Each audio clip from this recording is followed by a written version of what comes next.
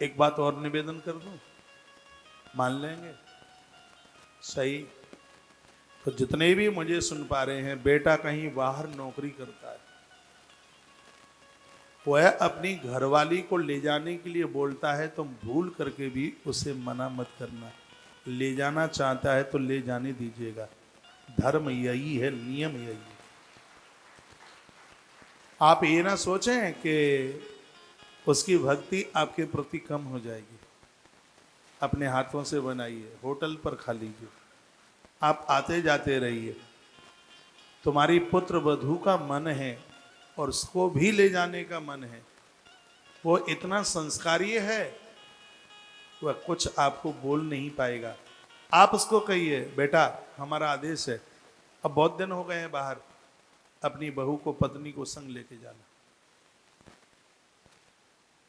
आप भी एक बहुत बड़े बंधन से मुक्त होंगे।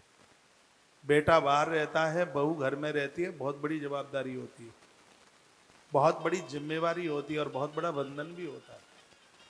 यदि वह राजी है, बहू जाने को तैयार है, वो ले जाने को तैयार है, तुम बीच में दीवार क्यों बन रहे हो?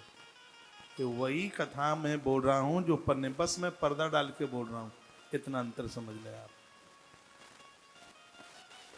इसमें वर्णन है, जो स्त्रियां अपने बहू बेटों को दूर कर देती हैं, कोई भी हो, जिनकी वजह से पति और पत्नी दोनों अलग हो जाते हैं, 1000% ये कन्फर्म है, आने वाले समय में वह लोग एक एक संतान के लिए, एक एक संतान के लिए परेशान हो जाते हैं।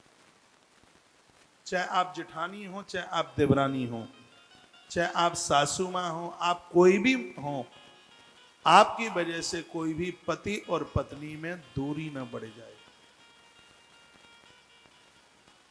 बहुत बड़ी दिक्कत खड़ी हो जाएगी। देवताओं की वजह से यहां कुछ ऐसा हो गया, मां कुपित हो गई थी और उन्होंने पूरी धरती की नारी वर्ग को श्राप, पुरुषों को श्राप दे दिया और ये कहा कि जो पति पत्नी को, स्त्री पुरुष को दूर करेंगे। कुछ व्यभिचारिणी स्त्रियां हैं, बाजारू औरतें जिसे कहते हैं, अपने पुरुष को छोड़कर पराये मर्दों से संबंध जोड़ करके उस पुरुष का जो विवाह हुआ है उस स्त्री को उससे दूर कर देते हैं। ऐसी स्त्रियां औलाद के लिए परेशान हो जाती हैं, कोख भांज हो जाती है। इसलिए गलती मत कर बैठना। और यह आवाज मुझ जैसा आदमी ही मुंह खोल करके बोल सकता है, कि सबके हिम्मत की बात नहीं है। ये पाप नहीं है, पाप का बाप है। किसी स्त्री पुरुष की वजह से किसी पति और पत्नी के संबंधों में खटास आई है, उनकी दूरी बन गई है, वो एक दूसरे से दूर हो गए हैं, ऐसे स्त्री पुरुष आने वाले भविष्य में एक एक संतान के लिए तरसते रह जाएंगे। इसलिए गलती मत कर बैठो।